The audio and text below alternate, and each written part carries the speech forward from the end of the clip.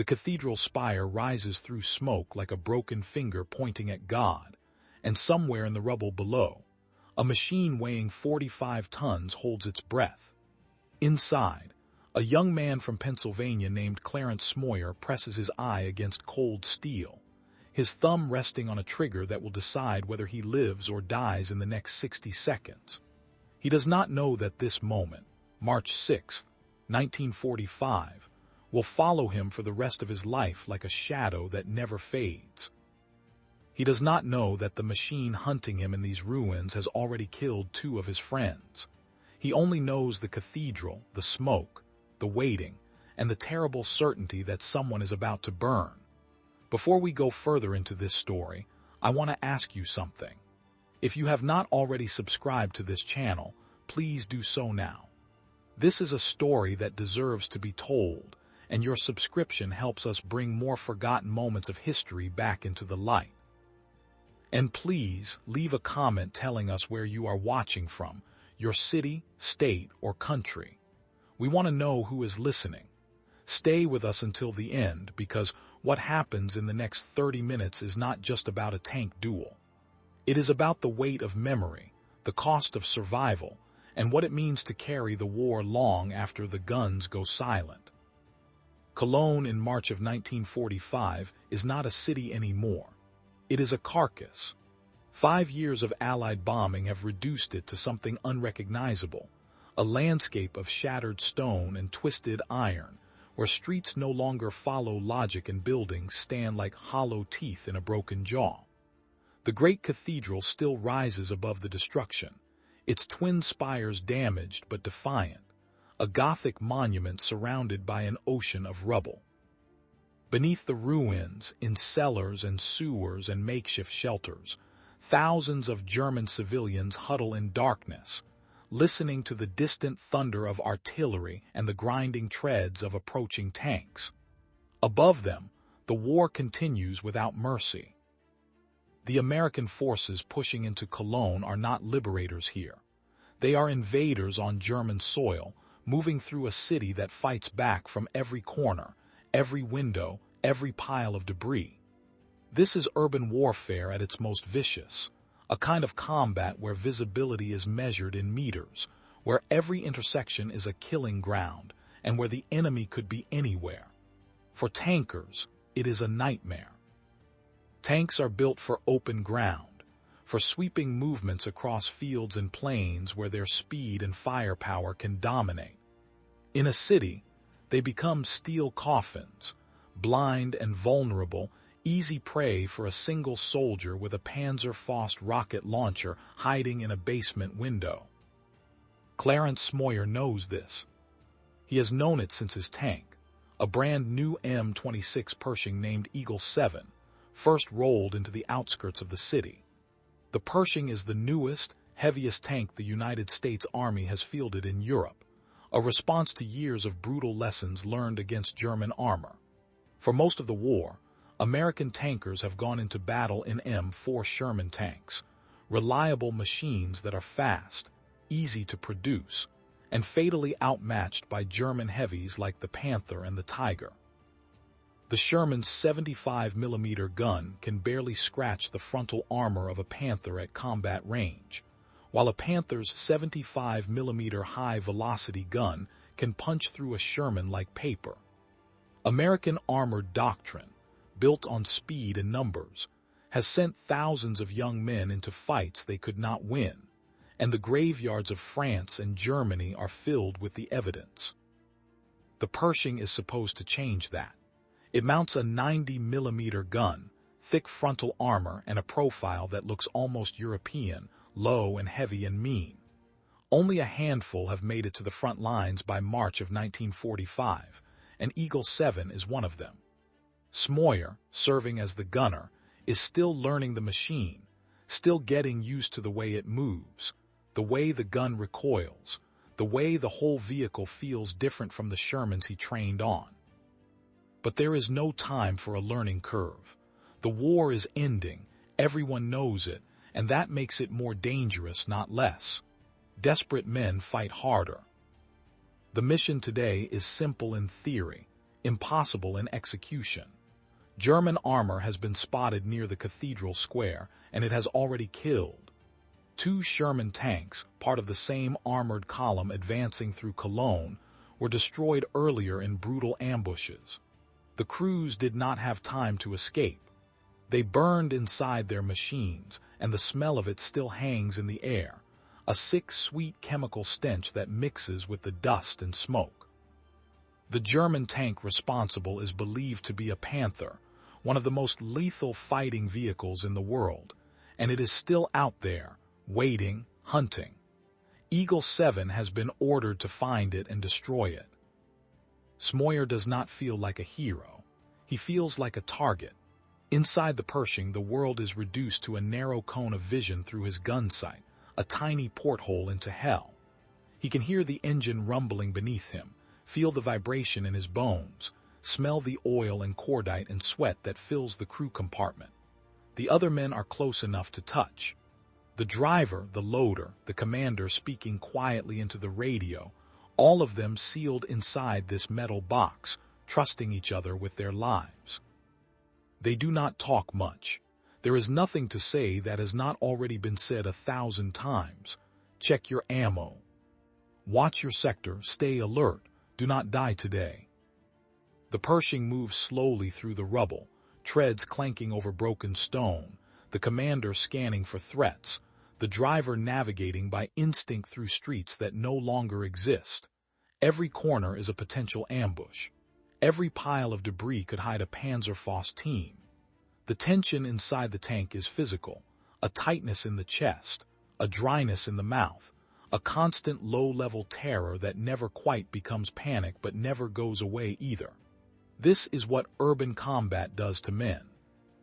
It grinds them down, hour by hour, until there is nothing left but exhaustion and reflex. Then the radio crackles. Contact. German armor spotted, Cathedral Square. The commander's voice stays calm, but Smoyer can hear the edge underneath. This is it. The Panther is close, maybe 200 meters, maybe less, concealed somewhere in the ruins near the cathedral. Eagle 7 adjusts course, moving carefully, trying to get a line of sight without exposing their flanks. The Pershing's armor is thick in front, but the sides are vulnerable, and a Panther's gun can kill from almost any angle. Smoyer peers through his sight, sweeping left to right, searching. The square is a chaos of debris, shattered buildings, overturned vehicles, craters from bombs and shells. Smoke drifts across everything, thick and acrid, cutting visibility to almost nothing.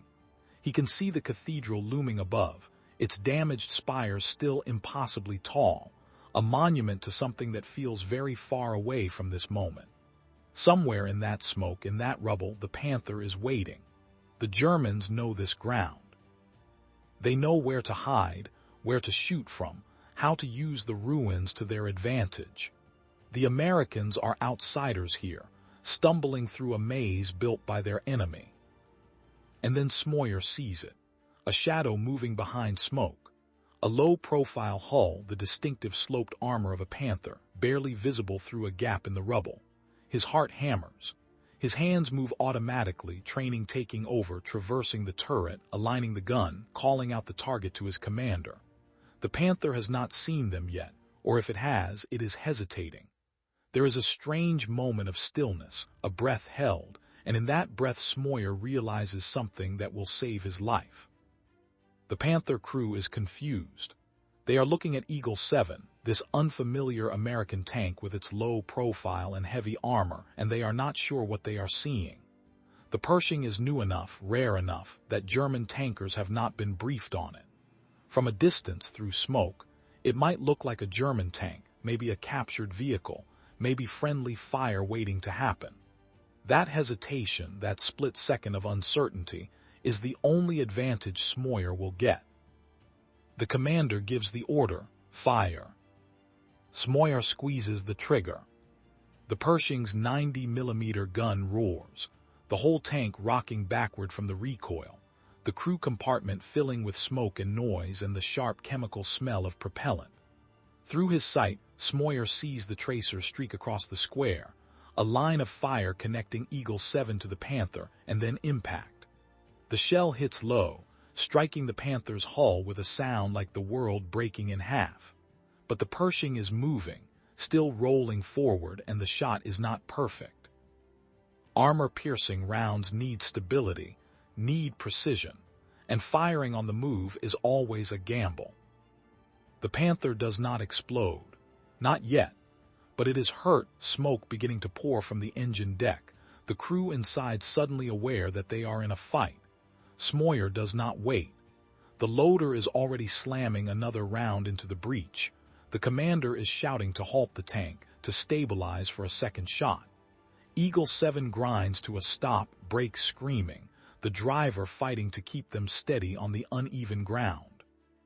Smoyer reacquires the target. His hands rock steady now, adrenaline burning away everything except the shot. The Panther is trying to traverse its turret, trying to bring its own gun to bear, but it is too slow, too late. Fire! The second shot is perfect. It strikes the Panther's turret ring, the weak point where the turret meets the hull, and this time the result is catastrophic. The shell punches through, detonating inside the crew compartment, and the Panther erupts.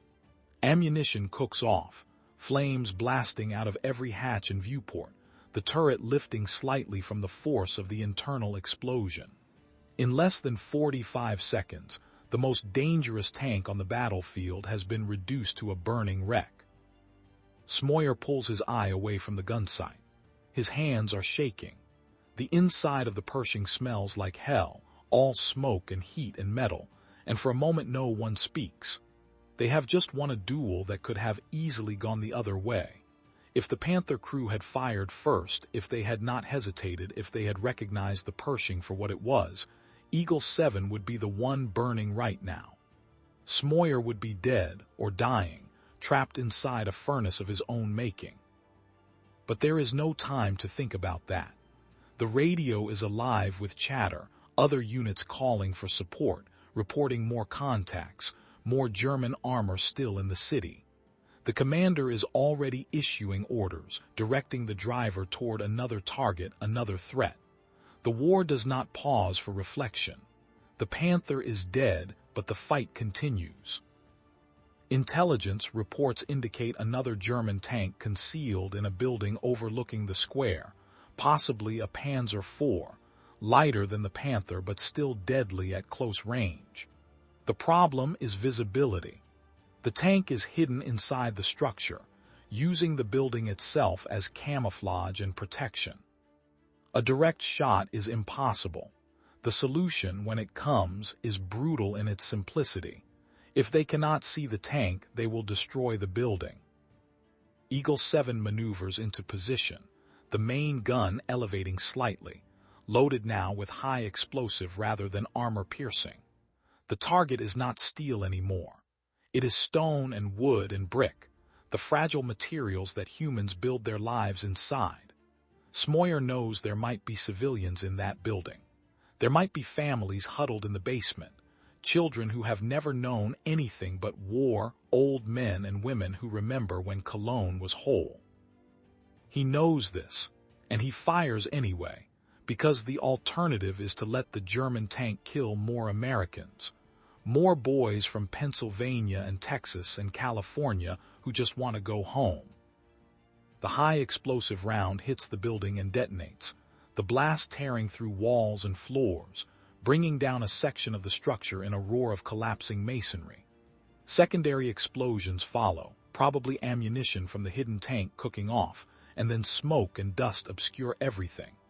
When it clears, the building is gone, replaced by a fresh pile of rubble indistinguishable from the rest of the ruins. If there was a tank inside, it is buried now. If there were people inside, they are buried too. Smoyer does not let himself think about it. Not now. Now is for survival, for watching his sector, for staying alive until the next minute and the minute after that. The moral weight will come later, decades later, when he is an old man sitting in silence and the ghosts come back. But in this moment, on March 6, 1945, he is just a soldier doing his job, following orders, trying to get through the day without burning. The fighting in Cologne continues for 2 more days. Eagle 7 and the rest of the American armored units push deeper into the city, clearing streets block by block, building by building, paying for every meter in blood and terror.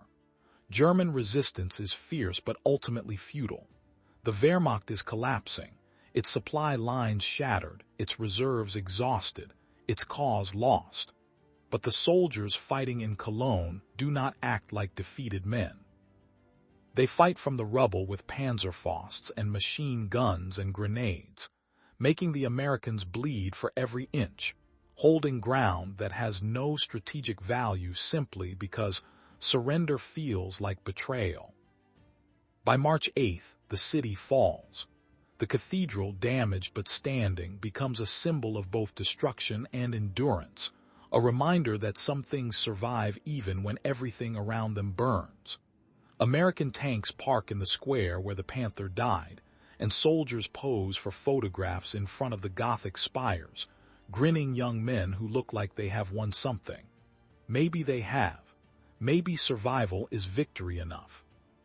Clarence Smoyer survives the war. He goes home to Pennsylvania, back to a country that has not been bombed, has not been starved, has not seen its cities reduced to ash. He tries to return to normal life, to forget the smell of burning tanks and the sound of high explosive rounds tearing through buildings. For a while, he succeeds. The war becomes a memory, then a story, then something he does not talk about very much because the people around him do not really want to hear it. They want to hear about heroism and victory, about the good war fought by the greatest generation. They do not want to hear about hesitation and fear, and the weight of decisions made in smoke and chaos. But the ghosts do not forget. Decades later, when Smoyer is an old man, the memories return with a clarity that time has not diminished. He thinks about the Panther crew, young men like himself, who hesitated for just a moment and paid for it with their lives.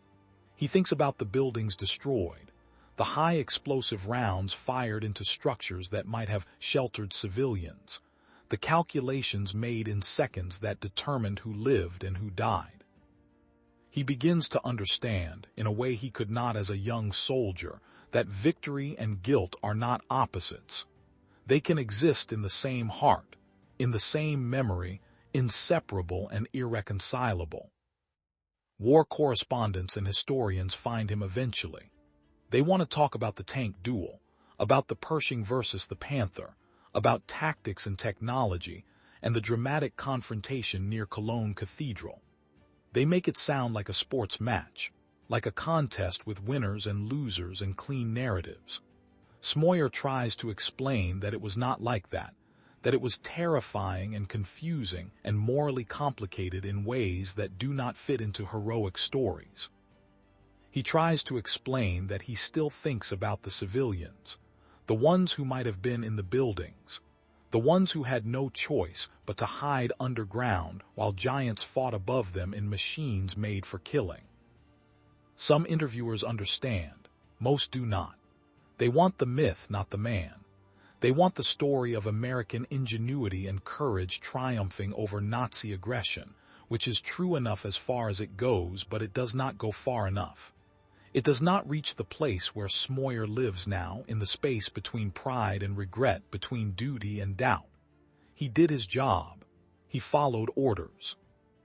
He survived when others did not, and there is no cosmic justice in that, no moral equation that balances out. He lived and they died, and the reasons why are mostly chance and circumstance, and a Panther crew that hesitated for 3 seconds too long. The footage exists, if you know where to look. Grainy film from Army cameramen who were following the armored column through Cologne, capturing the advance for posterity and propaganda. You can see Eagle 7 moving through the rubble, see the cathedral in the background, see the moment when the Pershing fires and the Panther erupts in flames. It looks like victory. It looks like justice, even the destruction of a weapon that had already killed Americans, the elimination of a threat that would have killed more. And it is those things. But it is also other things, harder things, things that do not show up on film. The camera does not capture the smell. It does not capture the sound of men screaming inside burning tanks, a sound that Smoyer heard twice that day, once from the Shermans destroyed earlier, and once from the Panther after Eagle 7's second shot found its mark. The camera does not show the faces of German civilians emerging from cellars after the fighting moved on, blinking in the daylight, surveying the fresh destruction, trying to find their homes in the rubble. The camera does not follow Smoyer home, does not watch him wake up at night 50 years later, does not see the way his hands shake sometimes when he talks about Cologne. This is what we lose when we turn history into highlight reels, when we reduce human experience to tactical analysis and dramatic narratives. We lose the texture of it, the moral complexity, the way that courage and horror exist in the same moment, the way that doing the right thing can still feel wrong for the rest of your life. Smoyer was a good soldier. He did his duty, protected his crew, accomplished his mission. He also participated in the destruction of a city and the killing of men who were, in their own minds, defending their homeland. Both things are true. History is not a story with good guys and bad guys, at least not at the level where individual soldiers make individual choices under impossible circumstances. The Pershing tank that Smoyer crewed, Eagle 7, was a technological achievement, a response to years of American armored units being outgunned and outmatched by German heavies. It represented a shift in doctrine, an acknowledgement that the Sherman, for all its virtues, was not enough against Panthers and Tigers. But technology does not fight wars. Men fight wars, and men carry the cost long after the machines are scrapped and melted down. Eagle 7 was retired after the war, studied and analyzed and eventually replaced by newer models, part of the endless arms race that defines modern conflict. Smoyer was not retired. He lived with March 6, 1945, for the rest of his life. There is a tendency when we talk about World War II to treat it as a simple moral narrative. The Allies were right, the Axis was wrong, and the war was necessary to stop fascism and genocide and imperial aggression. This is true. It is importantly, fundamentally true. But it does not mean that every individual act within that war was simple, or that the soldiers who fought it were spared moral injury, or that victory erased the human cost. Smoyer understood this. He knew that the war was necessary. He also knew that necessity does not heal wounds. The cathedral still stands in Cologne, restored after the war, a monument to resilience and faith and the strange endurance of beauty in the face of annihilation. Tourists visit it now, taking photographs, admiring the Gothic architecture, perhaps not thinking too much about the rubble that once surrounded it or the tanks that fought in its shadow. The square where the Panther burned has been rebuilt, paved over, turned back into a space for ordinary life. You would not know, looking at it now, that men died there, that a duel was fought in smoke and terror, that a young American gunner made a decision in a fraction of a second that would echo through his entire life. But the past does not disappear just because we pave over it. It remains, layered beneath the present, accessible to those who care to look, to remember, to bear witness. This is why we tell these stories. Not to glorify war, not to celebrate killing, but to honor the complexity of human experience under the worst possible conditions. Clarence Smoyer deserves to be remembered, not as a hero in a propaganda film, but as a man who did terrible things for necessary reasons and carried the weight of it with honesty and humility. The lesson, if there is one, is not about tactics or technology. It is not about the superiority of the Pershing over the Panther, or the mistakes of American armored doctrine in the early war years, or the strategic importance of Cologne. The lesson is about cost. War has a cost that extends far beyond the battlefield, far beyond the casualty lists and the destroyed cities. It has a cost measured in memory and conscience, in the decades that soldiers spend trying to reconcile what they did with who they want to be. Smoyer paid that cost. The Panther crew paid it. The civilians of Cologne paid it. We are still paying it, every time we choose to remember honestly rather than mythologize. As we reach the end of this story, I want to ask you to do something. If you found this account meaningful, if it made you think about war and memory and responsibility in a new way, please subscribe to this channel and like this video. Share it with someone who cares about history, not as a collection of facts, but as a human story. Leave a comment telling us what you think. Do we owe something to soldiers like Clarence Smoyer, who carried the moral weight of war long after the fighting ended? Do we have a responsibility to remember the complexity, not just the victory? And please tell us where you are watching from, what city, what state, what country. We want to know who is listening to these stories, who is keeping the memory alive. The cathedral stands. The tanks are gone. The men who fought that day are mostly gone too, claimed by time if not by war. But the story remains, and as long as we tell it honestly, as long as we resist the temptation to make it simpler or cleaner or more heroic than it really was, we honor everyone who was there. The Americans who fought with courage despite their fear. The Germans who died defending a cause that history judged evil but who were, in their final moments, just men trying to survive. The civilians who had no choice but to endure, who lost their homes and their loved ones and their city to forces beyond their control. Clarence Smoyer pressed his thumb against a trigger on March 6, 1945, and in the 45 seconds that followed, he won a battle and lost a piece of his soul. That is not a metaphor. That is what war does. It takes and takes and takes, even from the victors, even from the survivors, even from the ones who did everything right. And the only way to honor that sacrifice, the only way to justify the cost, is to remember it fully, to look at it without flinching, and to carry it forward so that future generations understand what we ask of soldiers when we send them to war. The smoke has cleared from Cologne. The rubble has been rebuilt. The cathedral bells ring out over a city at peace. But somewhere in the silence, if you listen carefully, you can still hear the echo of treads on broken stone, the roar of a 90mm gun, the voice of a young man calling out a target through smoke and fear, and the terrible clarity of combat. That echo is our inheritance. That echo is what we owe to the past. That echo is why we tell these stories, over and over, until we finally learn to hear what they are really saying. Thank you for staying with us until the end. Thank you for listening, and thank you for remembering.